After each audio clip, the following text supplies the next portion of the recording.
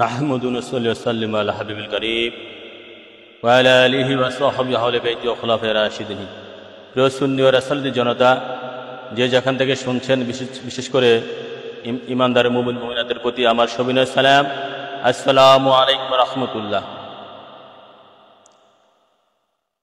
আজকে আমাদের সংক্ষিপ্ত আলোচনার বিষয়বস্তু হচ্ছে ইয়দম ফকির এশকে ইমানের লিখিত এশকে ইমান দরবার শরীফ থেকে প্রকাশিত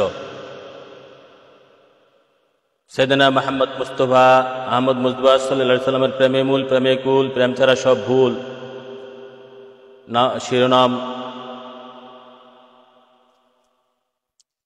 শিরোনাম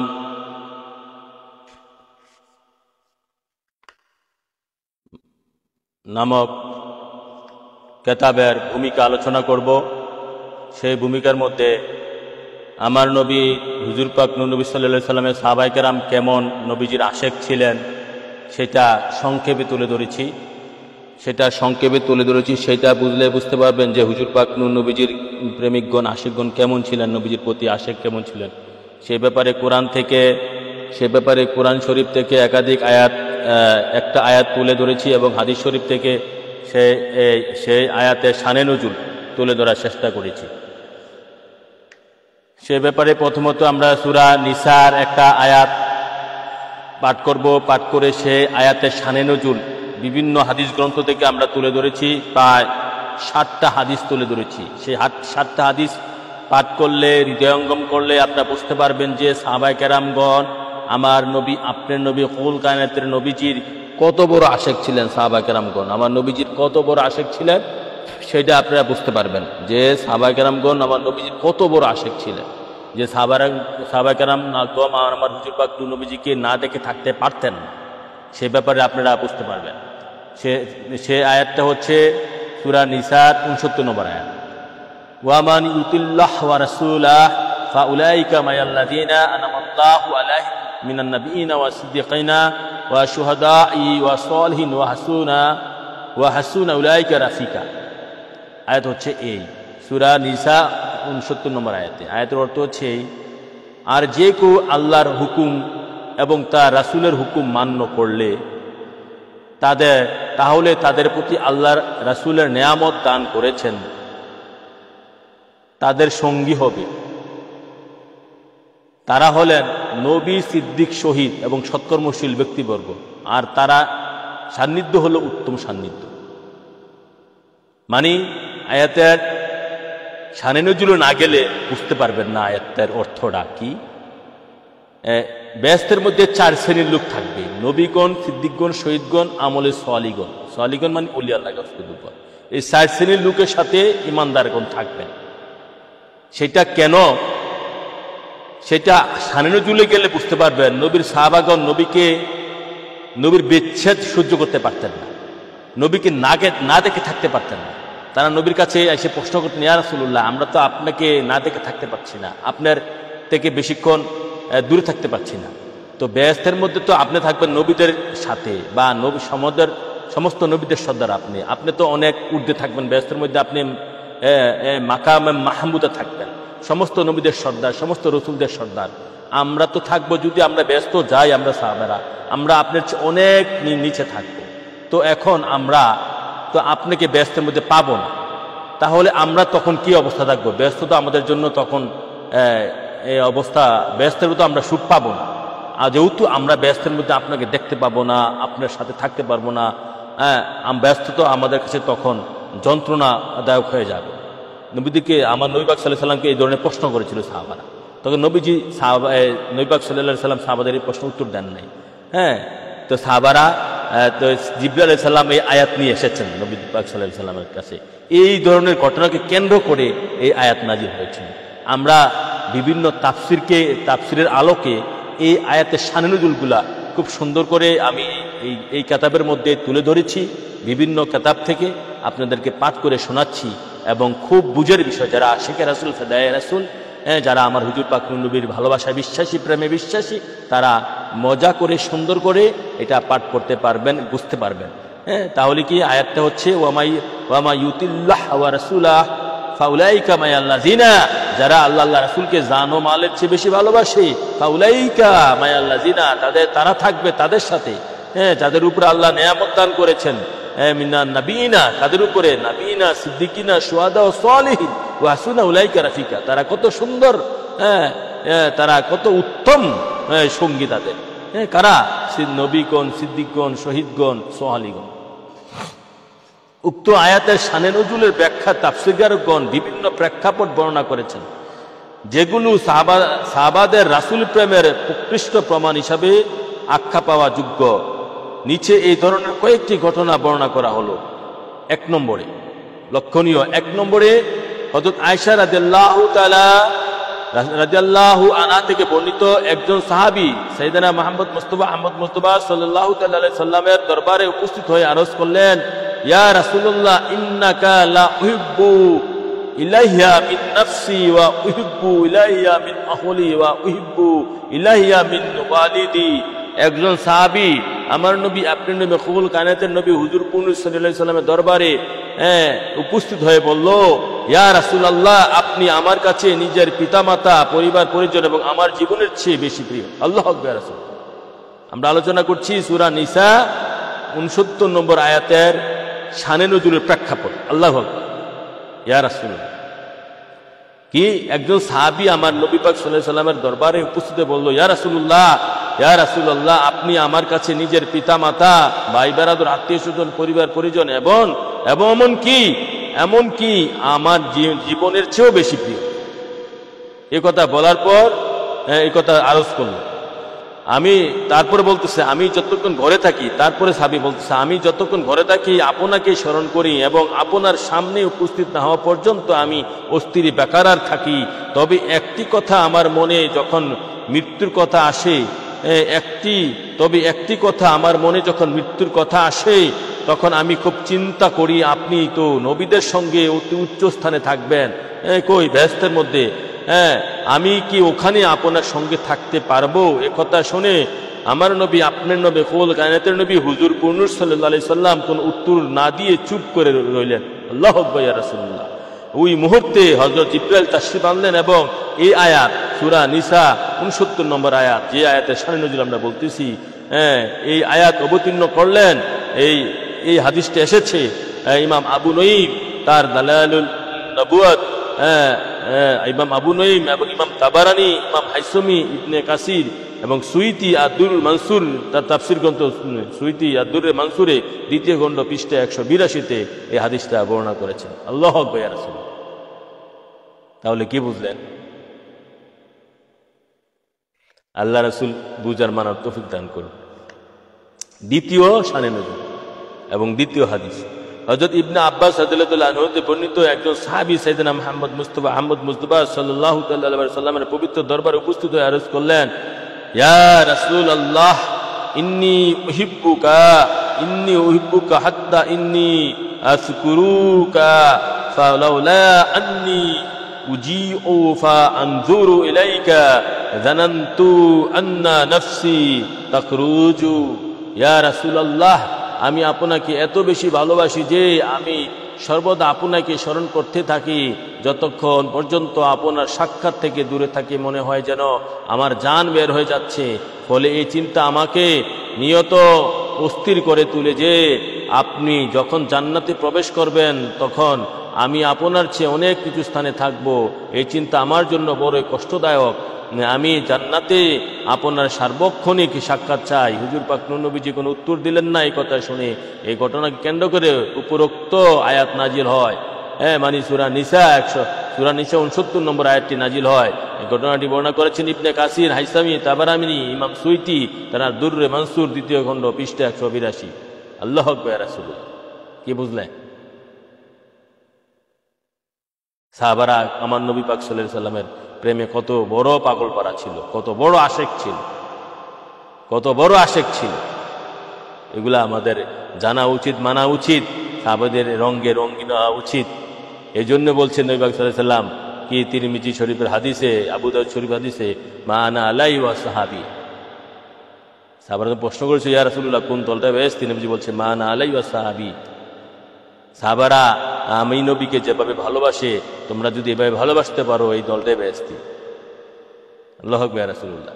3 নম্বর হাদিস এবং 3 নম্বর হাদিস 3 নম্বর শানে নজুল হযরত সাহাবী রাদিয়াল্লাহু তাআলা আনহু থেকে বর্ণিত একজন আনসারী সাহাবী সাইয়েদনা মুহাম্মদ মুস্তাফা সাল্লাল্লাহু তাআলা আলাইহি ওয়াসাল্লামের পবিত্র দরবারে উপস্থিত হয়ে আরজ করলো, ইয়া রাসূলুল্লাহ ওয়াল্লাহি আল্লাহর কসম লা আনতা আহাব্বা ইলাইয়া মিন নাফসি ওয়া ওয়ালাদি ওয়া আখলি ওয়া মালি ওয়া লাউলা আন্নী আতিকা ফাআদাকা লা জানানতু আন্নী সামুতু। ইয়া রাসূলুল্লাহ, আপনি আমার কাছে নিজের প্রাণ, মাতা পিতা, ধন সম্পদ, পরিবারের চেয়েও বেশি প্রিয়। যতক্ষণ পর্যন্ত আপনার সাক্ষাৎ থেকে দূরে থাকি মনে হয় যেন আমার জান বের হয়ে যাবে। কথা বলে সাহাবী কান্নায় ভেঙে পড়েন। হুজুর পাক নবী জিজ্ঞাসা করলেন, কেন কাঁদছো তুমি? সে বলল, আপনি যখন জান্নাতে প্রবেশ করবেন তখন আমি আপনার চেয়ে অনেক নিচু স্থানে থাকব, আপনার সাক্ষাৎ থেকে বঞ্চিত থাকব। জান্নাতের মধ্যে নবীজির সাক্ষাৎ থেকে সে বঞ্চিত থাকবে, এই জন্য সে কাঁদতেছে। আল্লাহু আকবার রাসূলুল্লাহ। জান্নাত করো, জান্নাত থাক, জান্নাত পিছনে, জান্নাত আমার দরকার নাই, দরকার আমার নবী তো জাহান। জান্নাত কি? জান্নাত দরকার নাই, দরকার আমার নবী তো জাহান। জান্নাত দূরে, নবী নিকট। জান্নাত দরকার, নবী তো জান্নাতের জান্নাত। নবীজির প্রস্রাব মুবারক, পায়খানা মুবারক, থুতু মুবারক দিয়ে জান্নাত বানানো হয়েছে। নবীজির প্রস্রাব মুবারক, পায়খানা মুবারক, থুতু মুবারক, পসিনা মুবারক, ঘাম মুবারক দিয়ে, নবীজির পায়ের ধুলি মুবারক দিয়ে জান্নাত বানানো হয়েছে। আমার দরকার নূর নবীজি, আমাদের দরকার নূর নবীজিকে, যেমন সাহাবাদের দরকার হয়েছে। ইয়া রাসূল, জান্নাতে থাকার পরও আমার জান্নাত দরকার নাই, দরকার আপনি, আপনার সাথে থাকতে চাই। আগে নবী দু জাহান, পরে জান্নাত। নবী তো জান্নাতের জান্নাত, নবী দু জাহান। সাহাবাদের শিক্ষা হচ্ছে নবী হচ্ছে জান্নাতের জান্নাত। এই হাদিসে বলতেছে নবী জান্নাতের জান্নাত, নবী জান্নাতের জান্নাত, নবী ইমানের ইমান, নবী হাদির হাদি, নবী হাদির হাদি, নবী ইমানের ইমান, নবী জান্নাতের জান্নাত, নবী কোরআনের কোরআন, নবী রাসূলের রাসূল, নবী নবীদের নবী, নবী জান্নাতের জান্নাত, নবী বেহেশতের বেহেশত, তিনি হুরের হুর। এই ওয়াজ কার কাছে করবে? শ্রোতাকে। কে বুঝবে? বুঝবে কে? কে বুঝবে? কার কাছে বলবে?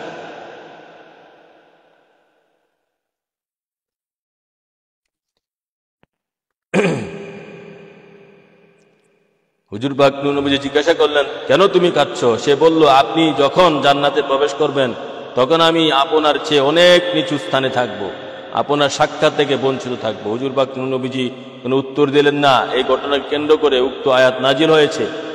ইমাম সুয়ুতী, হান্নাত, সাঈদ বিন মনসুর, বায়হাক্কি, সহিহুল ঈমান 2য় খণ্ড, পৃষ্ঠা 31, হাদিস নম্বর 1380 মধ্যে এই ঘটনাটা বর্ণনা আছে। তাফসিরে ইমাম সুয়ুতী হাদিসটা বর্ণনা করেছেন তার তাফসিরের মধ্যে। তাহলে আমরা কি বুঝলাম? সাহাবীদের প্রেম, সাহাবারা কাঁদতেছে, ব্যস্ত আমার দরকার নাই। ইয়া রাসূলুল্লাহ, ওই ব্যস্তের দরকার নাই যে ব্যস্তের মধ্যে আপনাকে দেখতে পারবো, যে ব্যস্তের মধ্যে আপনার সাথে থাকতে পারবো। ইয়া রাসূলুল্লাহ, ব্যস্ত দূরে, আপনি নিকট, আপনাকে চাই ব্যস্তের মধ্যে। ইয়া রাসূলুল্লাহ, আপনি আগে, আপনার খেদমত আগে চাই, আপনার গোলামি করবো, আপনাকে দেখবো, আপনার সাথে থাকবো। ওই ব্যস্তের দরকার নাই যে ব্যস্ত আপনাকে দেখতে পাবো না, আপনার সাথে থাকতে পারবো না, আপনার গোলামি করতে পারবো। আগে নবী। এ হচ্ছে সাহাবীদের শিক্ষা। আর আমরা সেই শিক্ষা থেকে যোজন কোটি কোটি দূর। আমরা কিভাবে সত্যিকারের নবীর প্রেমিক হব? কিভাবে নবীর সত্যিকারের সুন্নাত ধরব? আমরা কিভাবে সত্যিকারের মুসলমান? নবীর আমরা সাহাবীদের শিক্ষার মধ্যে আছি? নাই। তাহলে কিসের মুসলমান? কিসের নামাজি? কিসের রোজাদারি? কিসের টুপিদারি জুব্বাওয়ালা? লোক দেখানো গরুর মাংস খাওয়াই না? হ্যাঁ, গরুর মাংস খাওয়াই না? আল্লাহ রাসূল আমাদেরকে হেদায়েত করুক। এখন আসুন 4 নম্বর শানে নজুল। 4 নম্বর শানে নজুল সূরা নিসা 69 নম্বর আয়াতের 4 নম্বর শানে নজুল। এই ধরনের আরেকটি ঘটনা ইবনে জারির হযরত সাইদ ইবনে জুবাইর রাদিয়াল্লাহু তাআলা থেকে বর্ণনা করেছেন। একজন আনসারী সাহাবী সাইয়েদনা মুহাম্মদ মুস্তাফা আহমদ মুজতবা সাল্লাল্লাহু তাআলা আলাইহি ওয়া আলিহি ওয়া সাল্লামের কাছে বিষণ্ণ অবস্থায় উপস্থিত হলেন। হুজুর পাক নবী তাকে জিজ্ঞাসা করলেন, এত বিষণ্ণ কেন তুমি? সে বলল, ইয়া রাসূলুল্লাহ, আপনার সঙ্গে সম্পর্কিত আমার এক চিন্তা কারণে আমার এক চিন্তা আমাকে বিষণ্ণ করেছে, আমাকে খুঁড়ে খুঁড়ে খাচ্ছে। হুজুর পাক নবীজি বললেন, কি চিন্তা বলো? সে বলল, আমরা সকাল বিকাল আপনার দরবারে আসি, আপনার সাক্ষাৎ দ্বারা অন্তরকে ঠান্ডা করি। আল্লাহুম্মা ইয়া রাসূলুল্লাহ, আপনার সান্নিধ্য দ্বারা উপকৃত হই, কিন্তু আগামীকাল যখন আপনি নবীদের সঙ্গে অতি উচ্চ মাকানে থাকবেন তখন তো আমরা আপনার পর্যন্ত বুঝতে পারবো না।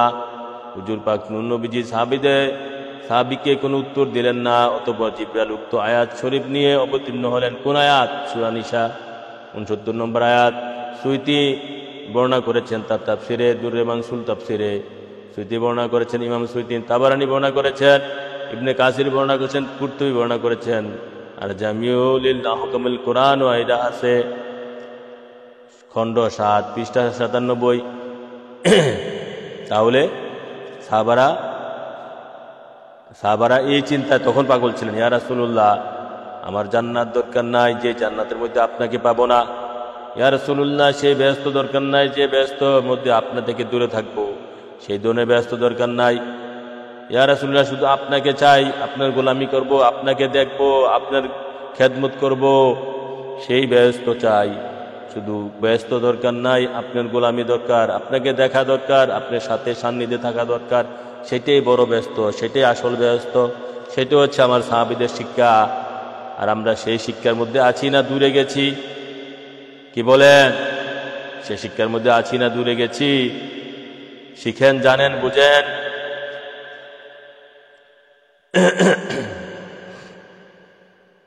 তারপরে এখানে শেষ নয়। 5 নম্বর শানে নজুল হাদিস শরীফ থেকে, তাফসীর থেকে ইমাম বাগাবী বর্ণনা করেন যে এই আয়াত শানে নজুল, এই আয়াত নাজিল হয় হুজুর পাক নবীজির আজাদ করা গোলাম সাওবান রাদিয়াল্লাহু তাআলা আনহু সম্পর্কে। হযরত সাওবান রাদিয়াল্লাহু তাআলা সম্পর্কে ইমাম বাগাবী বর্ণনা করেছেন, তাফসীরে মাজারি শরীফে আছে। হযরত সাওবান হুজুর পাক নবী সাল্লাল্লাহু আলাইহি সাল্লামকে খুবই ভালোবাসতেন। তিনি হুজুর পাককে না দেখে স্থির থাকতে পারতেন না। একদিন তিনি হুজুর পাক নবীজি সাল্লাল্লাহু আলাইহি সাল্লামের কাছে উপস্থিত হলেন। তখন তার চেহারার রং ছিল বিবর্ণ এবং তাতে দুশ্চিন্তার ছাপ ছিল পরিস্ফুট। হুজুর পাক নবীজি তাকে বললেন, সাওবান, তোমার চেহারা এরূপ বিপন্ন হয়েছে কেন? হযরত সাওবান বললেন, ইয়া রাসূলুল্লাহ, আমার কোনো রোগ ব্যাধি ও দুঃখ কষ্ট নেই, তবে কথা হচ্ছে আমি আপনাকে দেখতে না পেলে আমার মন খারাপ হয়ে যায়। ইয়া রাসূলুল্লাহ, আপনার সঙ্গে সাক্ষাৎ না হওয়া পর্যন্ত আমি স্বস্তি পাই না। ইয়া রাসূলুল্লাহ, তাই আখিরাতের চিন্তা করলে ভয় লাগে। সেখানে তো আমি আপনাকে আর দেখতে পাবো না, কেননা নবীদের সঙ্গে আপনি তো উচ্চ স্তরে থাকবেন, বেহেশতের মধ্যে, মাকামে মাহমুদার মধ্যে। আমি যদি জান্নাতে প্রবেশ করিও তবু আপনার স্তরের অনেক নিচে থাকব। আর জান্নাতে যদি প্রবেশ করতে না পারি তাহলে তো আর কোনোদিনই আপনাকে দেখতে পাবো না। তখন এই আয়াত নাজিল হয়। সূরা নিসা 69 নম্বর আয়াতটি এই ঘটনাকে কেন্দ্র করে নাজিল হয়। তাফসিরে মাজারি 3য় খণ্ড, ইফাবা ইসলামী ফাউন্ডেশন থেকে প্রকাশিত, পৃষ্ঠা 210-11। কি বুঝলেন ভাইয়েরা আমার? কি বুঝলেন ভাইয়েরা আমার? হযরত সাওবান ছিলেন নবীজির বড় মাপের আশিক। সে নবীর দরবারে বিমর্ষ অবস্থায় এসে হাজির। নবী পাক সাল্লাল্লাহু আলাইহি ওয়াসাল্লাম জিজ্ঞাসা করলেন, সাওবান, তোমাকে বিমর্ষ দেখা যাচ্ছে কেন? সাওবান বললেন, ইয়া রাসূলুল্লাহ, আমি কোনো রোগ ব্যাধি নিয়ে আসি নেই, আমি কোনো ছেলে হারা, মা হারা, বাপ হারা হয়ে আসি নাই। আমি একটি চিন্তায় দুঃখে দুঃখে মরছি। আমি চিন্তা করছি আখেরাতে বেহেশতের মধ্যে আপনাকে যদি দেখতে না পাই, আপনি উচ্চ আসনে থাকবেন নবীদের সাথে, নবীদের চেয়ে সামনে নবীদের নবী, রসুলদের রসুল। বেহেশতে যদি আমি যাইও, আপনাকে যদি বেহেশতের মধ্যে না দেখতে পাই আর বেহেশত না যেতে পারি আমি, তাহলে তো আর দেখতে পাবো না জিন্দিগি ভর, তাহলে আমার কি হবে? এই কথা চিন্তা করে আমি পেরেশান হয়রান। দেখতে পাচ্ছেন, তখন এই ঘটনাকে কেন্দ্র করেই এই আয়াত সূরা নিসা 69 নম্বর আয়াতটি নাজিল হয়েছে। এখন আসেন 6 নম্বর শানে নজুল, 6 নম্বর হাদিস, সূরা নিসা 69 নম্বর আয়াতটি কেন্দ্র করে 6 নম্বর শানে নজুল। ইবনে মারদুবিয়া হযরত ইবনে আব্বাস রাদিয়াল্লাহু তাআলা আনহু হতে বর্ণনা করেন, একদা জনক সাহাবী রাসূলুল্লাহ সাল্লাল্লাহু আলাইহি ওয়াসাল্লামের নিকট এসে বললেন, হে আল্লাহর রাসূল, আমি নিশ্চয় আপনাকে ভালোবাসি। ইন্নী উহিব্বুকা, এমনকি বাড়িতে আপনার কথা মনে পড়লে আপনার জন্য অস্থির হয়ে পড়ি। জান্নাতে আপনার সাথে থাকতে আমার মনে বাসনা রয়েছে। হুজুর পাক নবীজি তার কথার কোনো উত্তর দিলেন না। এই অবস্থায় উপরোক্ত আয়াত নাজিল হলো। তাফসীর ইবনে কাসির 3য় খণ্ড, ইফাবা ইসলামী ফাউন্ডেশন থেকে প্রকাশিত, পৃষ্ঠা 170। আল্লাহু আকবার, ইয়া রাসূলুল্লাহ, কি বুঝলেন? ইসলামে ইবনে কাসিরে আছে, খারিজিদের অন্যতম শ্রেষ্ঠ তাফসীর। আলে হাদিসরা খারিজিরা এটাকে শ্রেষ্ঠ তাফসীর মানে, যদিও সে খারিজিদের উস্তাদ, তবে তাদের মতো কঠোর খারিজি ছিল না। বর্তমান খারিজিদের মতন কঠোর ছিল না সে, যদিও তারা তাকে উস্তাদ মানে, ইমাম মানে, সেটার মধ্যে ওই হাদিসটা আছে। তাহলে কে বুঝলেন নবীর সাহাবাগণ কেমন আশেক ছিলেন নবীজি? তারা তখনই, আজ থেকে 1500 বছর আগেই তারা ভাবছে, আরে নবীকে, নবীবিহীনে জান্নাত মুর্দা, নবীবিনে জান্নাতের মধ্যে মজা লাগবে না, নবীবিনে কোনো জায়গায় মজা লাগবে না। নবী জান্নাতের জান্নাত, নবী হুরের হু, নবী আরশেরও আরশ, কুরসিরও কুরসি। আরে নবী কোরআনেরও কোরআন, ইমানেরও ইমান। আরে নবী তো জাহান, সমস্ত কিছুর মূল। আরে নবী প্রেমেরও প্রেম, নবী এশকেরও এশক। আরে নবী তো জান, হাদিরও হাদি, হেদায়াতের হেদায়াত, সমস্ত কিছুর মূল, সারা জাহানের মূল। সেই নবীকে ভুলে কেমনে বসবাস করি? এই জন্যই অতম ফকির রেখেছি প্রেমে, নূর নবীজির প্রেমে মূল, প্রেমে কুল, প্রেম ছাড়া সব ভুল। নবী দুজাহানের প্রেমে সাহাবারা কত বড় আশেক ছিলেন, সাহাবারা কত বড় পাগল ছিলেন নবীজির প্রেমে। হ্যাঁ, সূরা নিসা 69 নম্বর আয়াতের শানে নজুল পড়লে পাওয়া যায়, হারে হারে ধরা পড়ে। এখন আসেন সূরা নিসা 69 নম্বর আয়াতের শানে নজুলের সপ্তম শানে নজুল। সূরা নিসার 69 নম্বর আয়াতের সপ্তম শানে নজুল। 7 নম্বর শানে নজুলটি হচ্ছে, তেমনি ভাবে আরেকটি ঘটনা হাদিস শরীফে এসেছে। সাহাবারা রাসূলুল্লাহ সাল্লাল্লাহু আলাইহি সাল্লামের দরবারে আরজ করলেন, হে আল্লাহ রাসূল, আমরা জানি জান্নাতের মর্যাদা স্তরে আপনার মাকাম অনেক উপরে হবে সেসব ব্যক্তিদের তুলনায় যারা আপনাকে সত্যায়িত করেছেন এবং অনুসরণ করেছেন। সুতরাং সবাই যখন একসঙ্গে একত্রিত হবে, তখন একজন অপরজনকে কিভাবে দেখবে? এই ঘটনাকে ভিত্তি করে আল্লাহ রাসূল উক্ত আয়াত নাজিল করেন। ইমাম সুয়ুতী তার তাফসিরে ইবনে কাসির, তাবারি তামিউল বায়ান ফি তাফসিরুল কোরআন 5ম খণ্ড, পৃষ্ঠা 166-তে এই হাদিসটা বর্ণনা করেছেন। তাহলে কি বুঝলেন? এই 7টা ঘটনাকে কেন্দ্র করেছে।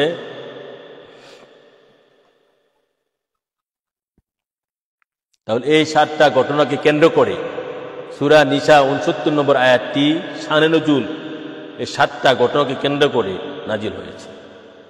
তাহলে 7টা ঘটনা আমরা এখানে বর্ণনা করেছি। সাহাবারা কত পাগলপাড়া ছিলেন আমার নবী, আপনার নবী, কুল কায়নাতের নবীর প্রেমে কত বড় আশেক ছিলেন। সাহাবারা বেহেশতকে স্বয়ং ব্যস্ত মনে করেছেন নবী দুজান। সাহাবারা এই প্রশ্ন তখন উত্থাপন করেছে যে, আরে বেহেশতের মধ্যে যদি নবীকে না পাই, সে বেহেশত অসার, সে বেহেশতের কোনো প্রাণ নাই, সে বেহেশতের কোনো প্রয়োজন নাই। যদি বেহেশতের মধ্যে নবীকে না পাই, নবীর গোলামি, নবীর খেদমত, নবীকে যদি না দেখি বেহেশতের মধ্যে, নবীর সাথে যদি না থাকতে পারি বেহেশতের মধ্যে, সেই বেহেশতের কোনো প্রয়োজন নাই। সেই প্রশ্ন তখন সাহাবারা তুলেছে। সূরা নিসা 69 আয়াতে শান নজুল, এই ঘটনাকে কেন্দ্র করে সূরা নিসা 69 আয়াত নাজিল হয়েছে। কি বুঝলেন? কি বুঝলেন? কোথায় পড়ে রইলেন? সাহাবারা তখন এই প্রশ্ন উত্থাপন করেছে নবীর দরবারে। এই ঘটনাকে কেন্দ্র করে সূরা নিসা 69 আয়াত নাজিল হয়েছে। আল্লাহু আকবার। ইয়া রাসূলুল্লাহ, এই প্রশ্ন যখন নবীর দরবারে করেছে, ইয়া রাসূলুল্লাহ, আমরা এই ঘটনাকে আমরা এই চিন্তা করে বেহুর হয়ে গেছি, আমরা এই চিন্তা করে আমরা হয়রান পেরেশান। কি যে আমরা চিন্তা করছি যে বেহেশতের মধ্যে যে আমরা আপনাকে যদি না দেখতে পাই, বেহেশতের মধ্যে যদি আপনাকে না পাই, বেহেশতের মধ্যে যদি আপনার গোলামি না করতে পারি, বেহেশতের মধ্যে যদি আপনার খেদমত না করতে পারি, সেই বেহেশতটা অসার হয়ে যাবে। সেই বেহেশত আমাদের প্রয়োজন নাই। সেই বেহেশত আমরা কি করব? সেই প্রশ্ন সাহাবারা নবীকে করেছে, সেই প্রশ্ন উত্থাপন করেছে রাসূলের দরবারে, নবীজির দরবারে, আজ থেকে 1500 বছর আগে। চিন্তা করা যায় সাহাবারা নবীর কেমন প্রেমিক ছিল। আজ থেকে 1500 বছর আগে এই প্রশ্ন সাহাবারা উত্থাপন করেছে। উত্থাপন করার পর নবীজি চুপ ছিলেন। জিবরাইলের মাধ্যমে সূরা নিসা 69 আয়াতটি নাজিল করেছে। আল্লাহু আকবার। সাহাবারা চুপ ছিলেন, নবী পাক সাল্লাল্লাহু আলাইহি সাল্লাম চুপ ছিলেন। তখন সূরা নিসা কোন আয়াতটি নাজিল করেছে? ওয়ামা ইউতিল্লাহু ওয়া রাসূলাহু ওয়া রাসূলা ফাউলাইকা মা'আল্লাযিনা আনআমা আল্লাহু আলাইহিম মিনান নাবিয়িনা ওয়া সিদ্দিকিনা ওয়া শুহাদা ওয়া সালিহিন ওয়া হাসুনা উলাইকা রাফিকা। এই প্রশ্ন উত্থাপন করার পর নবী পাক সাল্লাল্লাহু আলাইহি সাল্লাম চুপ ছিলেন। জিবরাইলের মাধ্যমে আল্লাহ কয়, আল্লাহ, এই জিবরাইল তুমি আমার দোস্তের কাছে আয়াত নিয়ে যাও। কি আয়াত? যে আয়াতটা নিয়ে যাও, তারা বেহেশতের মধ্যে ৬০ শ্রেণীর লোক থাকবে, নবীগণ, সিদ্দিকগণ, শহীদগণ, আমলে সালিহগণ, ওলি আল্লাহগণ, এই ৬০ শ্রেণীর লোক একসাথে বসবাস করবে। সাহাবারা প্রশ্ন উত্থাপন করেছে, চিন্তা করার বিষয়, ভাববার বিষয়। যারা ইমানদার, চিন্তুক, ওলি, গাউস কুতুব, যারা ইমানদার, তারা চিন্তা করার বিষয়। সাহাবারা প্রশ্ন উত্থাপন করেছে। তাহলে কি দাঁড়ালো? আমার নবী হচ্ছে বেহেশতের বেহেশত, মানে নবী ছাড়া বেহেশত মুর্দা, নবী ছাড়া এই বেহেশতের প্রয়োজন নাই। নবী বেহেশতের বেহেশত, নবী ইমানের ইমান, নবী আরশেরও আরশ, কুরসিরও কুরসি, নবী কোরআনের কোরআন, নবী হাদিরও হাদি, নবী হেদায়েতের হেদায়েত।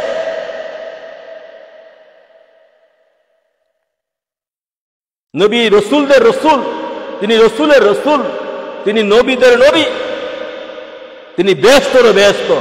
অর্থাৎ নবী বিনে ওই বেহেশতের কোনো প্রয়োজন নাই। সাহাবারা তখন এটা উত্থাপন করেছে। সাহাবারা তখন এটা উত্থাপন করেছে। কথা বুঝে আসছে? সূরা নিসা 69 আয়াতটি পড়লে পাবো। এটা শানে নজুল অত্যন্ত জরুরি, অত্যন্ত গুরুত্বপূর্ণ। আল্লাহ রাসূল বুঝার তৌফিক দান করুন। এখন আসেন, সাহাবারা যে কত বড় নবীজি প্রেমে আশেক ছিল, আসক্ত ছিল, প্রেমিক ছিল, এই সূরা নিসা 69 আয়াতটি শানে নজুল পড়লে, এই আয়াতটি শানে নজুল পড়লে, আয়াতটির ব্যাখ্যা পড়লে, আয়াতটিকে কেন্দ্র করে ঘটনাটা পড়লেই আপনার পাওয়া যায়। এখন আসেন, এই ঘটনাকে কেন্দ্র করে আমি আমার প্রেমিকুল কেতাবের মধ্যে সবগুলা শানে নজুল ঘটনা কেন্দ্র তুলে 7টা শানে নজুল আমি এখানে তুলে ধরেছি বিভিন্ন তাফসীর গ্রন্থ থেকে।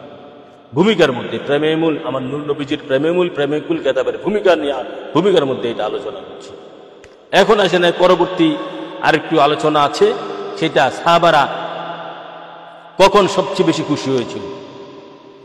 সাহাবারা ইসলাম ধর্ম গ্রহণ করার পর আরেকটা সুসংবাদ শুনেছিল, এও প্রেমের সুসংবাদ। সেই সুসংবাদটা শোনার পর তারা জীবনে সবচেয়ে বেশি খুশি হয়েছিল সাহাবারা। সেই সুসংবাদটা কি? সেটাও প্রেমের বিষয়। ইসলাম যে এক প্রেমের খেলা, ইসলাম যে এক মহাপ্রেমের খেলা, সেটাও প্রেমের বিষয়। এটাও যে প্রেমের বিষয়, সেটাও প্রেমের বিষয়। সেটা হাদিস শরীফে সুসংবাদ পেয়েছেন তারা। এখন আসেন সেটা দিই। সেটা হচ্ছে এই হাদিস শরীফ ইতিহাস গ্রন্থসমূহে এই ধরনের বহু ঘটনা বর্ণিত হয়েছে, যেগুলো দ্বারা স্পষ্ট বোঝা যায় যে হুজুর পাক নূর নবীজির গুণমুগ্ধ সাহাবীগণ নূর নবীজির সাক্ষাৎ থেকে নতুন প্রাণ পেতেন। নবীজির সাক্ষাৎ থেকে তারা নতুন প্রাণ পেতেন এবং হুজুর পাক থেকে কিছুক্ষণের বিচ্ছেদ সহ্য করতে পারতেন না। সাহাবারা কিছুক্ষণ নবীজি থেকে বিচ্ছেদ সহ্য করতে পারতেন না। তাই আল্লামা ডক্টর ইকবাল বলেন, আসো বন্ধু একসঙ্গে কেঁদে যাই সকল, আমরা তো একই প্রিয়তমের গুণমুগ্ধ পাগল। বাংলা অনুবাদ করা হয়েছে, সাহাবায়ে কেরাম আপাদমস্তক হুজুর পাক নূর নবীজির প্রেমাসক্তিতে নিমজ্জিত ছিলেন। তারা হুজুর পাক নূর নবীজির সামনে জানমাল, সন্তান ও পৃথিবীর অন্য কোনো প্রিয় জিনিসকে কিছুই মনে করতো না। যে প্রেম ভালোবাসা সাহাবায়ে কেরামরা সাইয়েদনা মুহাম্মদ মুস্তাফা আহমদ মুজতবা সাল্লাল্লাহু আলাইহি সাল্লামকে দেখিয়েছেন, তার সামান্য থেকে সামান্য উদাহরণও মানব ইতিহাসে নেই। সহিবাদ, কিয়ামতের আগে পরে এই ধরনের উদাহরণ পাওয়া সম্ভব নয়।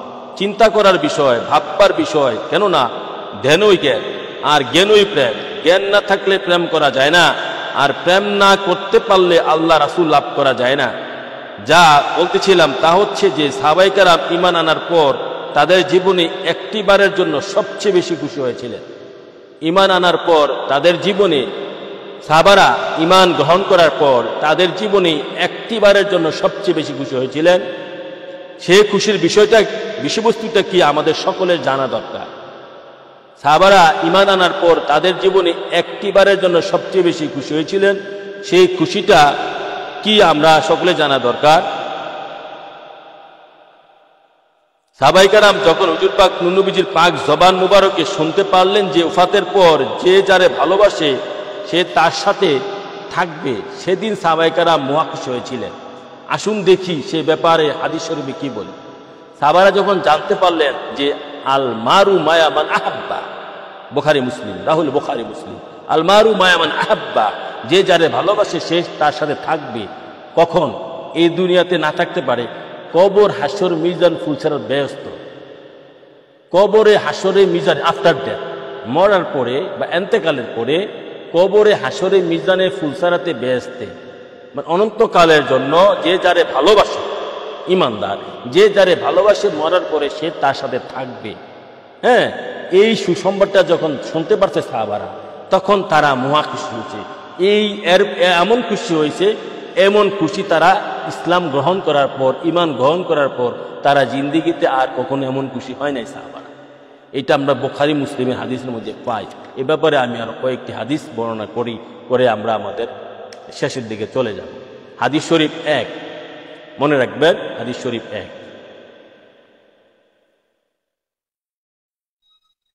হযরত আনাস রাদিয়াল্লাহু তাআলা আনহু থেকে বর্ণিত আছে যে এক ব্যক্তি সাইয়েদনা মুহাম্মদ মুস্তাফা আহমদ মুজতবা সাল্লাল্লাহু আলাইহি ওয়াসাল্লাম জিজ্ঞাসা করলেন, কিয়ামত কবে হবে?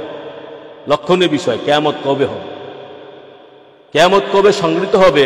এক ব্যক্তি আমার হুজুর পাক নূর নবী সাল্লাল্লাহু তাআলা আলাইহি ওয়া আলিহি ওয়া সাল্লামকে জিজ্ঞাসা করেছিলেন, প্রশ্ন করেছিলেন, ইয়া রাসূলুল্লাহ, কিয়ামত কবে হবে? হুজুর পাক নূর নবী বললেন, কিয়ামতের জন্য তুমি কি প্রস্তুত করেছো? নবী পাক সাল্লাল্লাহু আলাইহি ওয়াসাল্লাম তাকে কিয়ামতের উত্তর না দিয়ে বললেন, তুমি কিয়ামতের জন্য কি প্রস্তুত করেছিল? হে করিম, তুমি কিয়ামতের প্রশ্ন করতেছো, কিয়ামতের জন্য তুমি কি প্রস্তুত করেছো? লোকটি বলল, লোকটির প্রশ্নের উত্তরে, আমার রাসূল পাক সাল্লাল্লাহু আলাইহি ওয়াসাল্লামের প্রশ্নের উত্তরে লোকটি বলল, লা শাইয়া ইল্লা উহিব্বুল্লাহ ওয়া রাসূলাহু ক্বালা আনতা মায়া মান আহাব্বাতা।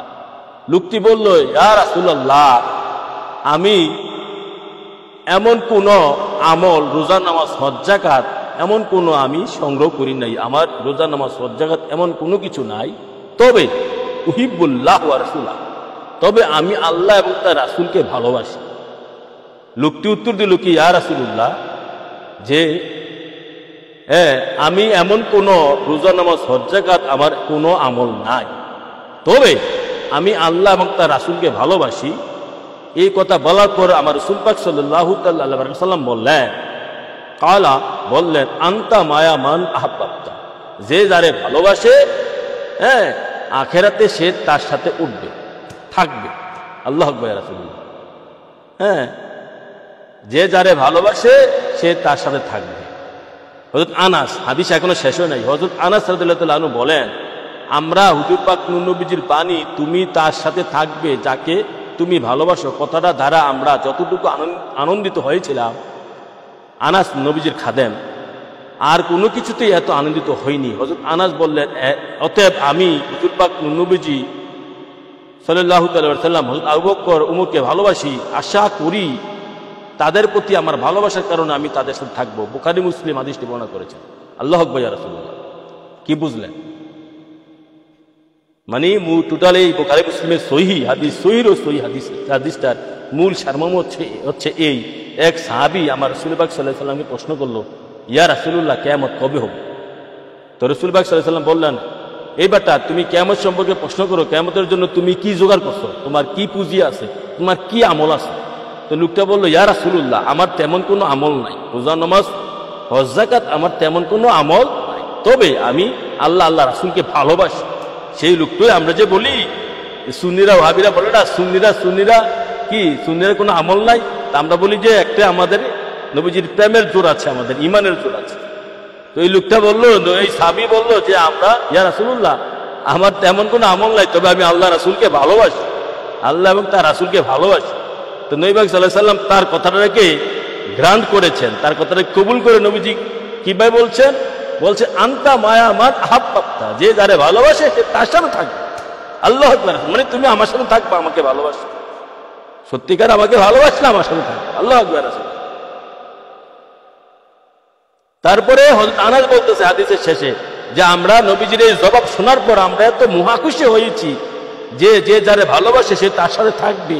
এই কথা শোনার পর আমরা সাহাবারা ইসলাম কবুল করার পর, ঈমান গ্রহণ করার পর এরকম মহাখুশি আর কখনো হই নাই। আমরা নবীকে ভালোবাসি জান ও মালের চেয়ে বেশি, আমরা আবু বকরকে ভালোবাসি, হযরত ওমরকে ভালোবাসি, হযরত উসমানকে ভালোবাসি, হযরত মাওলানা আলী শেরেখোদা কে ভালোবাসি। আমরা তাদের সাথে থাকবো আফটার ডেথ, মরার পর, কবর, হাসর, মিজান, ফুলসেরাত, বেহেশত, সব জায়গা। এটা তারা বলেছেন, পরে তারা আলোচনা করেছে। আল্লাহু আকবার। তাহলে কি বোঝা গেল? যে যারে ভালোবাসে সে তার সাথে থাকে। তো সাহাবারা তখনই জানতেন যে আমরা মরার পর তার নবীর সাথে থাকি। আগে নবী, পরে খোলাফায়ে রাশিদিন। আগে নবী, পরে খোলাফায়ে রাশিদিন, পরে আহলে বাইত। নবী হতে খোলাফায়ে রাশিদিন, নবী হতে আহলে বাইত।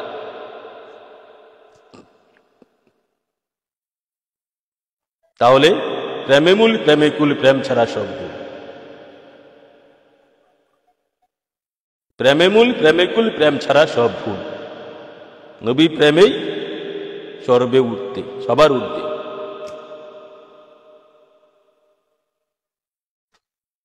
এই গেছে একটা হাদিস, এরকম আরো অনেকগুলো হাদিস আছে বুখারী মুসলিমে, যে প্রেম ছাড়া কোনো আমল নাই, প্রেম ছাড়া Islam is nothing but the love of my prophet সাল্লাল্লাহু আলাইহি ওয়াসাল্লাম। ইসলাম মূলই হচ্ছে প্রেম, ইসলামের মূল হচ্ছে প্রেম।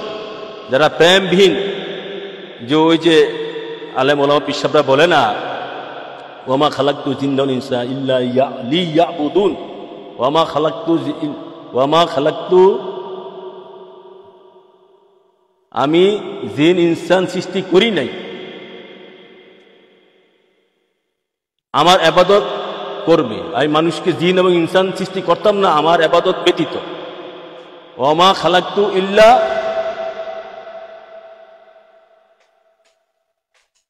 এই আয়াতের যে অর্থটা করে সম্পূর্ণ ভুল অর্থ।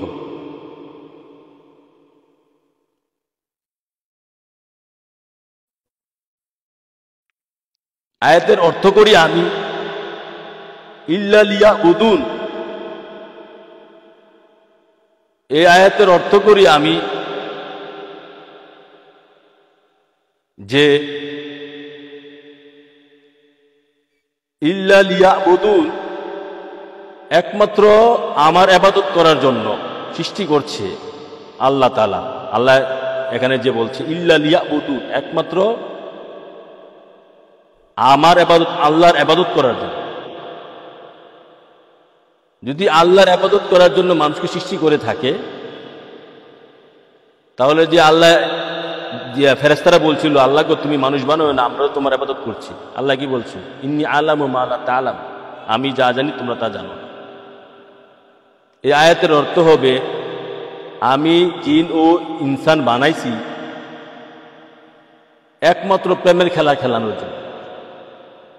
হ্যাঁ, যদি ইবাদত করার কথা বলে প্রেমের সহিত ইবাদত, আগে প্রেম পরে ইবাদত, প্রেমের সহিত ইবাদত, প্রেমবিহীন ইবাদত হবে।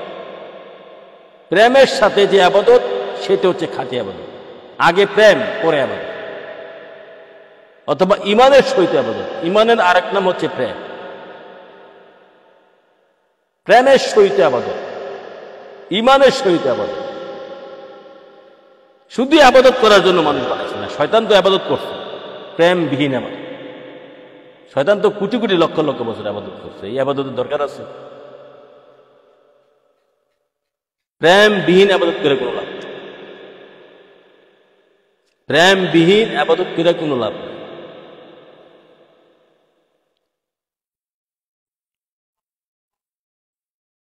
প্রেমের সহিত ইবাদত। ওয়া মা খালাকতু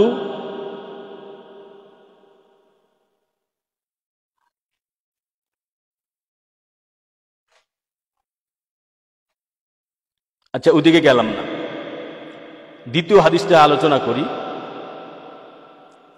ইমাম বুখারী বর্ণিত এক রিওয়ায়াতে আছে যে মরুবাসী এক ব্যক্তি সাইয়েদনা মুহাম্মদ মুস্তাফা সাল্লাল্লাহু তাআলা আলাইহি ওয়াসাল্লামের কাছে এসে জিজ্ঞাসা করলো, ইয়া রাসূলুল্লাহ, কিয়ামত কবে সংঘটিত হবে? হুজুর পাক নবীজি বললেন, আশ্চর্যান্বিত করলে হে, কিয়ামতের জন্য তুমি কি প্রস্তুত গ্রহণ করেছো? নবী পাক সাল্লাল্লাহু আলাইহি ওয়াসাল্লাম প্রায় একই প্রশ্ন করলেন, হে ব্যক্তি তুমি কিয়ামতের জন্য কি প্রস্তুত গ্রহণ করেছো?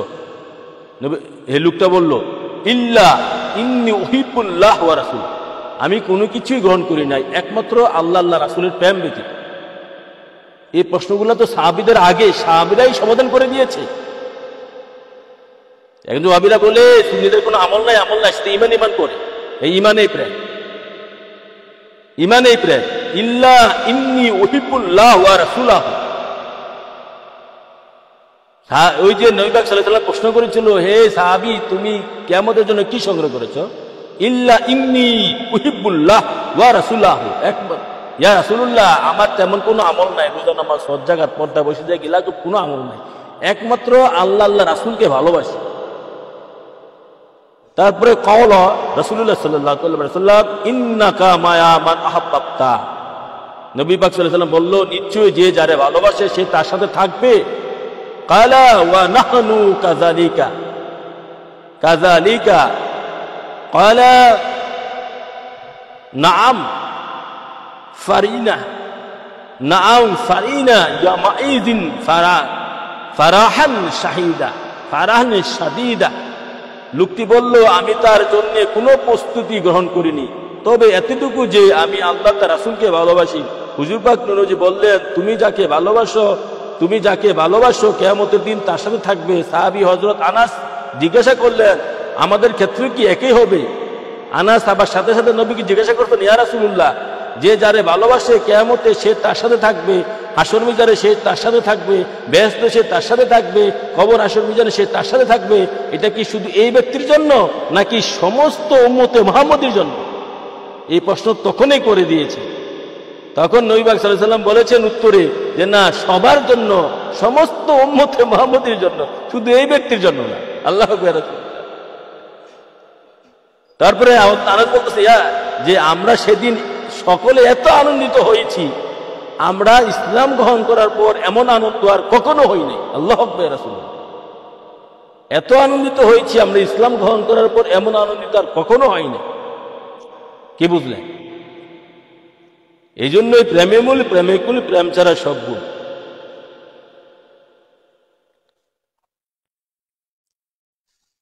প্রেমে মূল প্রেমিকুল, প্রেম ছাড়া ভুল, সব ভুল। এখন আসেন 3 নম্বর হাদিস। ইমাম তিরমিজিও হাদিস শরীফটি বর্ণনা করেছেন।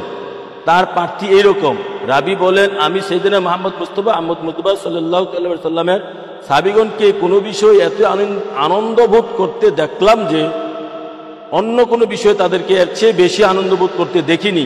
এক ব্যক্তি বলল, ইয়া রাসূলুল্লাহ, এই ব্যক্তি অপর ব্যক্তিকে এমন কোনো ভালো আমলের কারণে ভালোবাসে যা সে করে কিন্তু সে তার মতো আমল করতে পারে না। তখন হুজুর পাক বললেন, আল মারু মায়া মান আহাব্বা, অর্থ কোনো ব্যক্তি যাকে ভালোবাসে তার সাথে সে থাকবে। যে ব্যক্তি যাকে ভালোবাসে সে তার সাথে থাকবে। যে ব্যক্তি যারে ভালোবাসে সে তার সাথে থাকবে। এটা হচ্ছে তিরমিজি শরীফে, তিরমিজি শরীফ 86 3 নম্বর, বুখারী মুসলিম আবু দাউদ তিরমিজি বা বুখারী মুসলিম তিরমিজিতে আসছে আল মারু মায়া মান আহাব্বা। 2 নম্বরটা বলছি বুখারী 86 প্রায় প্রতিটা গ্রন্থের মধ্যে হাদিসগুলো আছে। 86 যে 6টা বিশুদ্ধ হাদিস গ্রন্থ, প্রায় প্রতিটা গ্রন্থের মধ্যে হাদিসগুলো আছে। যে যারে ভালোবাসে সে তার সাথে থাকবে। আমরা রাসূলুল্লাহকে জান ও মালের চেয়ে ভালোবাসি। মরার পরেই এই দেহ থেকে যখন প্রাণ পাখিটা বেরোয় যাবে, আমরা তখন রাসূলুল্লাহর সাথে। কবর, মিজান, হাসর, ফুলসারাত, সব জায়গায় রাসূলুল্লাহর সাথে। লাশ সাক্কা, কোনো সন্দেহ নাই। There is doubt here, there is no hesitation here, there is no contradiction here, there is no hesitation here. এখানে কোনো সন্দেহ নাই, কোনো দ্বিধাদ্বন্দ্ব নাই।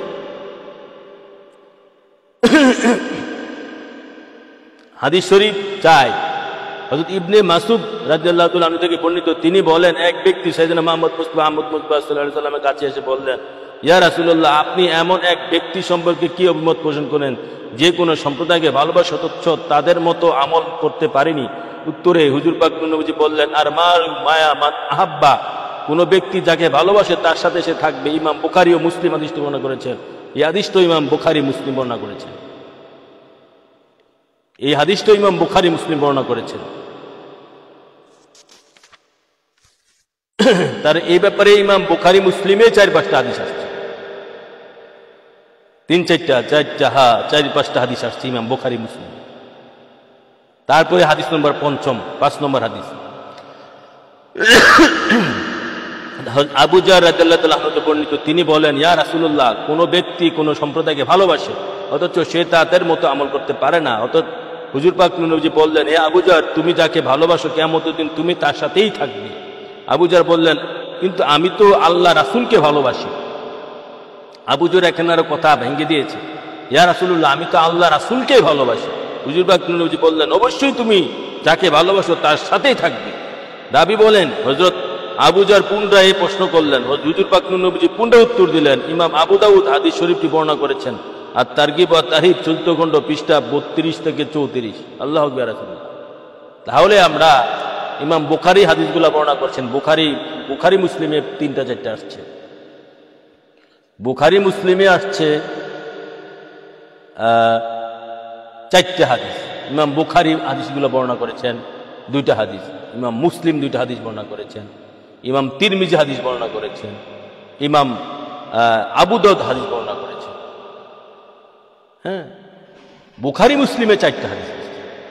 তিরমিজিতে আসছে 1টা, আবু দাউদে আসছে 1টা। তাহলে 86টার প্রায় 4টা গ্রন্থের মধ্যে 6টার মধ্যে 4টা গ্রন্থ হাদিস আসছে। এই হাদিসগুলো যদি মানেন, বোঝেন, আর কি লাগে? আর কি লাগে বলে?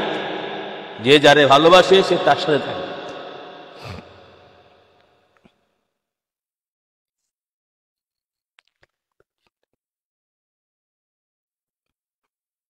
আর কি লাগে?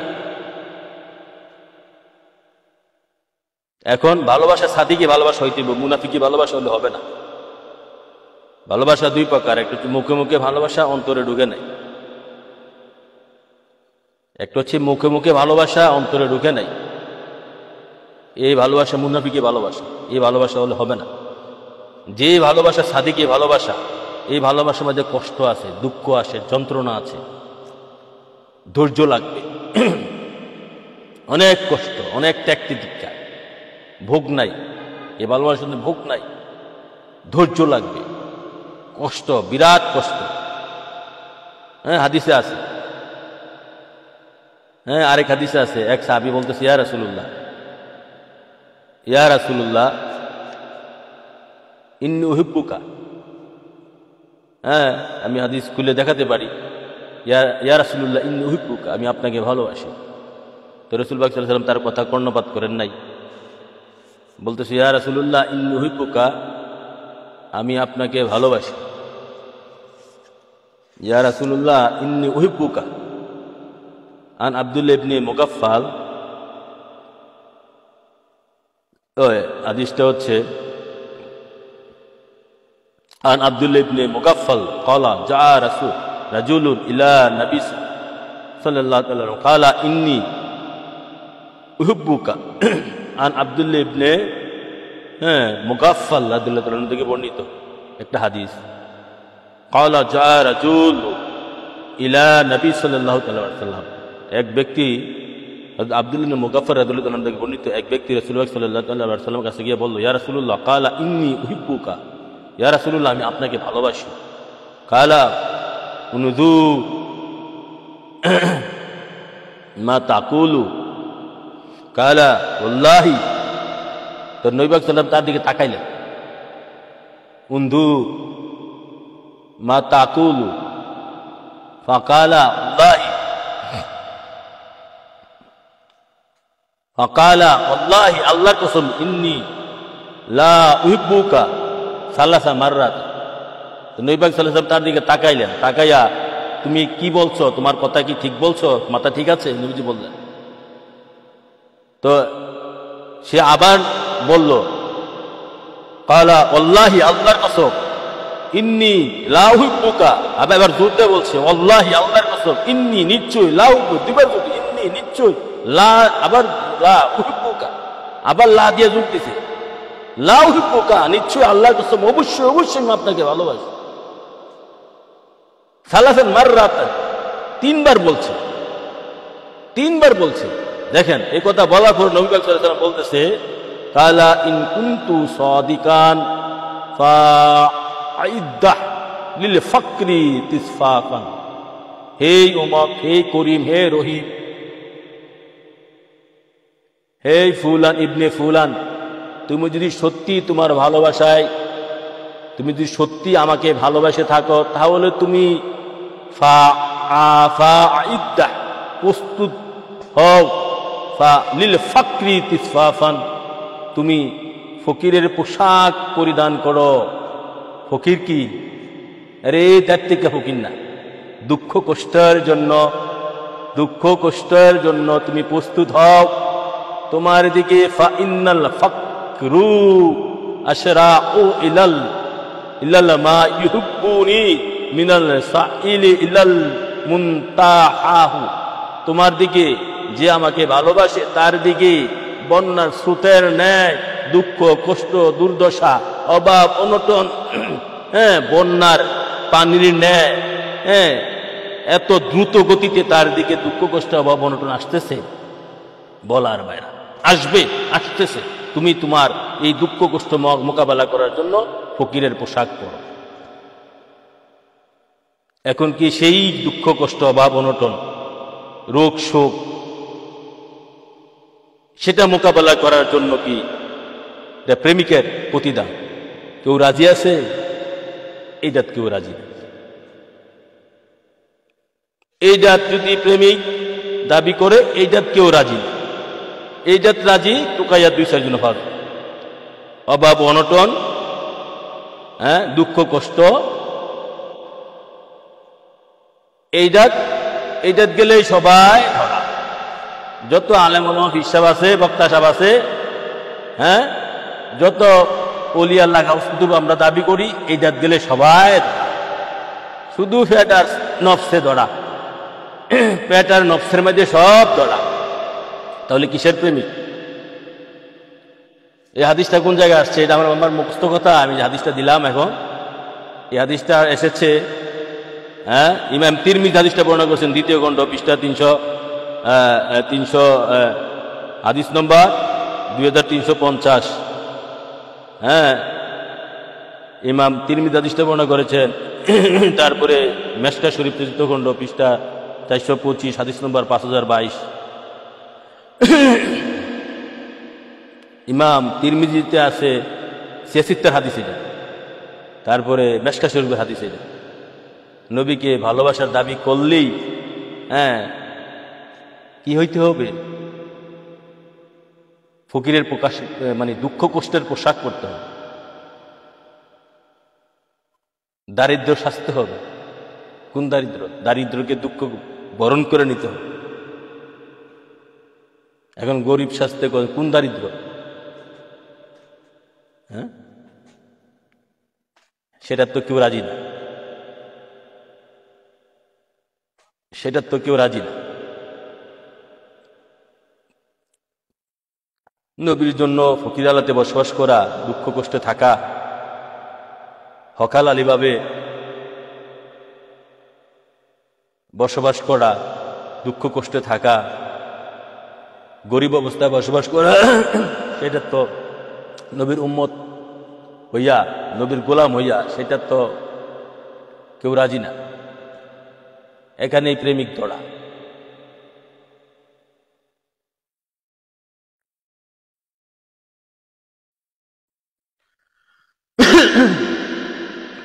যাও, আল্লাহ রাসূল আমাদেরকে নবী পাক সাল্লাল্লাহু আলাইহি সাল্লামের খাঁটি প্রেমিক হওয়া, আচ্ছা সেটা সেই আয়াতটা একটু ক্লিয়ার করে দিই। কোরআনে পাকে তো এই কিতাব যদি যারা পড়তে চান, যাদের জ্ঞান গবেষণা করতে চান, কিতাবটা আপ টু বটম পড়েন নবী পাক, এবং এই কিতাবের উপরে আমি খণ্ডকালীন লাইভ করব, যে কিতাবের কিছু দেওয়ার চেষ্টা করব। কিতাব থেকে অনেক কিছু নেওয়ার আছে, গবেষণামূলক কিতাব, প্রেমের মূল, নূর নবীজির প্রেমের মূল, প্রেমিকুল, প্রেম ছাড়া সব ভুল। মাত্র ভূমিকার মধ্যে 2টা সাইট আলোচনা করেছি। সাহাবাইকার আমরা ব্যস্তের চেয়ে বেশি প্রাধান্য দিয়েছেন নবী পাক সাল্লাল্লাহু আলাইহি সাল্লাম এর গোলামি, নবীজির দর্শন, নবীজির সাথে থাকা। তারা ব্যস্তের চেয়ে বেশি প্রাধান্য দিয়েছেন। সূরা নিসা 69 নম্বর আয়াতের শানে নজুলের প্রমাণ কোরআন দিয়ে প্রমাণ হয়, এবং সাহাবারা নবীর সাথে থাকাটাই, নবীর সাথে থাকাকেই সবচেয়ে বেশি প্রাধান্য দিয়েছেন, এ হাদিসে প্রমাণ। সেটা আমরা সেটাই দিয়ে, সেটা ভূমিকাতে শুরু করেছি এই কিতাবে। তো কিতাবটা যারা গত 2 বছর আগে প্রকাশ হয়েছে এসকিমান দরবার শরীফ থেকে, যারা নিতে চান, পড়তে চান, যোগাযোগ করতে পারবেন, যোগাযোগ করতে পারেন সারা বাংলাদেশে এবং ক্যালকাটাতে বিভিন্ন জায়গায়, বাংলা ভাষাভাষী সব জায়গায় বই পাঠানো হয়। হ্যাঁ, তো এসকিমান দরবার শরীফ বই দিয়ে সারা বাংলাদেশ, সারা বিশ্বে, বিশেষ করে বাংলা ভাষাভাষী সব জায়গায় প্রচার প্রসার করছে। হ্যাঁ, অনলাইনে আমার বেশি একটা প্রচার নাই, তো এই কিতাব দিয়ে সব জায়গায় প্রচার হচ্ছে। আল্লাহ রাসূলের দয়া, আল্লাহ রাসূল কলম শক্তি আল্লাহ রাসূল দিয়েছে এবং সেই লেখালেখি হচ্ছে। তো যেটা বলছিলাম, যে আয়াতটা বলে শেষ করব, ওমা খালাকতু জিন্না ওয়াল ইনসা ইল্লা লিয়াবুদুন। এখানে যে আল্লাহ বলছে যে আমি জিন ইল্লা লিয়াবুদুন, একমাত্র আমার ইবাদত করার জন্য আমি জিন চেষ্টা করছি, এই অর্থটা একদম ঠিক না। কোরআন দিয়ে কোরআন, আগে কোরআন দিয়ে কোরআন তাফসীর করতে গেলে যদি আপনি সূরা বাকারায় প্রাথমিকভাবে দেখেন, আল্লাহ যখন পড়ে, যে আল্লাহ যখন বলছে ফেরেশতাদেরকে যে আমি জমিনে খলিফা বানাবো, তখন ফেরেশতারা একটু মোচড় মারছিল যে তুমি কেন খলিফা বানাবা, তুমি কেন খলিফা বানাবা? তারা তো মারামারি কাটাকাটি করবে, আমরা কি তোমার ইবাদত করছি না? আমরা তো তোমার তসবিহ তাহলিল ইবাদত করছি। তো এখন আমার প্রশ্ন, যদি আদম সন্তান ইবাদত করার জন্য বানাইছে, ফেরেশতারা দোষ করছে কি? এই জবাবটা কি হবে? ফেরেশতারা যখন বলছে আল্লাহ গো, আমরা তো তোমার তসবিহ তাহলিল, তোমার ইবাদত, রুকু সেজদা তোমাকে দিচ্ছি, তোমার ইবাদত করছি, তখন আল্লাহ বলছে ইন্নী আ'লামু মা লা তা'লামুন, আমি যা জানি তোমরা তা জানো না। মা লা তা'লামুন, মার মধ্যে আছে আমি যা জানি তোমরা তা জানো না। এখানেই ফেরেশতারা জানে না কোনটা? আল্লাহ মানুষ বানাইতেছে, ফেরেশতারা এইটাই জানে না যে আমি মানুষ প্রেমের জন্য বানাইছি। বাংলা ভাষায় একটা গান আছে যে মানুষও বানাইলো খোদা প্রেমের কারণে, মানুষও বানাইলো খোদা প্রেমের কারণে। ফেরেশতাদের সাথে খোদা প্রেম করে নাই, প্রেম করতে পারেন। তারা এক ধরনের রোবট, তারা টিপ দিলে চলে, আল্লাহর ইচ্ছায় চলে, আল্লাহর ইচ্ছা হয় নাই চলে। তো মানুষও বানাইলে প্রেমের সাথে, এখানে ওমা খালাকতু জিন্না ওয়াল ইনসা ইল্লা লিয়াবুদুন। আয়াতের সহি অর্থ হবে, এই অদম ফকিরি বান্দে রাসূল এশকে ইমানের আমার গবেষণা দেন, আমার জাহের বাতেনের গবেষণা অনুযায়ী আয়াতের সহি অর্থ হবে ওয়ামা খালাকতু জিন্না ওয়া ইনসা ইল্লা লিয়াবুদুন। আয়াতের সহি অর্থ হবে আমি জিন ইনসান বানাইছি প্রেমের সহিত ইবাদত করার, ইমানের সহিত অথবা প্রেমের সহিত। এখানে একটা জিনিস লুকায়িত আছে। এখানে এই আপনারা যদি আমি আরেকটা রেফারেন্স দিই, সিরুল আসরার কিতাবে গাউসুল আজম গাউসুল্লাহ বরর আব্দুল কাদের জিলানী শাহিনুল্লাহ উনিও এটা ডাইরেক্ট ইবাদত করার জন্য এবং মানুষ বানাইছে, উনিও অর্থটা গ্রহণ করে নাই। বরবীর আব্দুল কাদের জিলানী উনিও বলছে, উনি অর্থটা করছে এভাবে যে আমার পরিচিতি পেয়ে ইবাদত করার জন্য। সিরুল আসরারে আমি দেখেছি। অতএব আর আমি ওদম ফকির, আমি অর্থটা করছি ইমানের সহিত বা প্রেমের সহিত। সবাই তো আল্লাহ পরিচয় পাবে না, আরিফ বিল্লাহ তো সবাই হতে পারবে না, আরিফ বিল্লাহ আরিফ বির রাসূল। তবে প্রেমিকের ইবাদত তিনি গ্রহণ করবেন। হ্যাঁ, মানে জ্ঞানী তো আর সবাই হতে পারে না, ইমান সবার জন্য ফরজে আজম, আর সবার উপরে জ্ঞান ফরজে আজম নয়। হ্যাঁ, জ্ঞান ইমানের পরে জ্ঞানের অবস্থান, ইমানের পরে জ্ঞানের অবস্থান। প্রতিটা প্রেমিকে জ্ঞানী নয়, জ্ঞানের মধ্যে এখানে ভাগ আছে। হ্যাঁ, প্রতিটা প্রেমিকেই, যারা প্রেমিকও জ্ঞানীয় তাদের মর্যাদা অনেক উঁচু। যারা এক নম্বর প্রেমিক জ্ঞানীয়, তারা প্রেমিকও জ্ঞানীয়, তাদের মর্যাদা তো অনেক উঁচু, তাদের মর্যাদা অনেক উঁচু। তো এখানে যাও, আয়াতের জাহিরি বাতিনি মিলে অর্থ হবে ওয়ামা খালাকতু জিন্না ওয়াল ইনসা ইল্লা লিয়াবুদুন। আয়াতের যে আমি মানুষ জিন ইনসান বানাইছি, সৃষ্টি করেছি প্রেমের সহিত ইবাদত করার জন্য, একমাত্র প্রেমের সহিত ইবাদত করার জন্য, শুধু ইবাদত করার জন্য। শুধু ইবাদত করলে তো ফেরেশতারা কি সমস্যা কি, এরা ইবাদত করছে না? আয়াতের সহি অর্থ হবে। আল্লাহ রাসূল আমাদেরকে সত্য বুঝার তৌফিক দান করুন। অতএব প্রেমে মূল, প্রেমিকুল, প্রেম ছাড়া নূর নবীজির প্রেমে মূল, প্রেমিকুল, প্রেম ছাড়া সব, প্রেম ছাড়া কোনো ইবাদতের কাজ নেই। প্রেমের আরেক নাম কিন্তু ঈমান। আলা ঈমানা লিমান লা মাহাব্বাতা লা হুব্বু রাসূল মিনাল ঈমান ইন্নামাল মুমিনুনা মান ইয়াজিদু লি কলবুহু। রাহুল আহমদ নবী পাক সাল্লাল্লাহু আলাইহি ওয়াসাল্লাম এক সাহাবীর হাত ধরে বলছেন যে ইন্না মিনাল মুমিনিনা মান ইয়াজিদু লি কলবুহু। ওই ব্যক্তি মুমিন যেই মানুষের কালবের মধ্যে আমি নবীর প্রতি দুর্বলতা আছে, যেই মানুষের কালবের মধ্যে আমি নবীর প্রতি মহাব্বত আছে, সেই ব্যক্তি মুমিন। এটা মুসনাদ আহমদের মধ্যে এসেছে প্রথম খণ্ডে। আমি এই অদম ফকির পেয়েছি হাদিসটা, ইন্না মিনাল মুমিনিনা মান ইয়াজিদু লি কলবুহু। যে কালবের মধ্যে নবীজির প্রতি দুর্বলতা প্রেম আছে সেই মুমিন। যে কালবের মধ্যে নবীজির প্রতি প্রেম নাই সেই ব্যক্তি মুমিন নয়।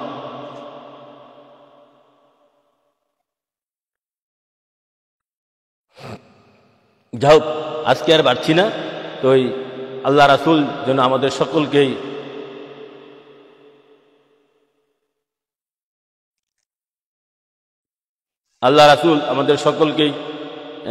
আমার হুজুর পাক নূর নবীজির মহাব্বত, প্রেম, ভালোবাসা অন্তরে স্থান দিতে পারি। নবীজির প্রেম ভালোবাসা অন্তরে স্থান দিয়ে আমরা নেক কাজ করতে পারি। নবীজির প্রেম ভালোবাসা অন্তরে স্থান দিয়েই যেন আমরা পৃথিবীতে বসবাস করতে পারি, ঈমান আমল নিয়ে থাকতে পারি এবং কবর আসর মিজানে নবীজির প্রেম ভালোবাসা নিয়ে উঠতে পারি, নবীর সাথে থাকতে পারি। এই আশা ব্যক্ত করে আমি আমার আজকের মতো লাইভ শেষ করছি। ওমা আলাইনা ইল্লাল বালাগ। আসসালামু আলাইকুম ওয়া রাহমাতুল্লাহ।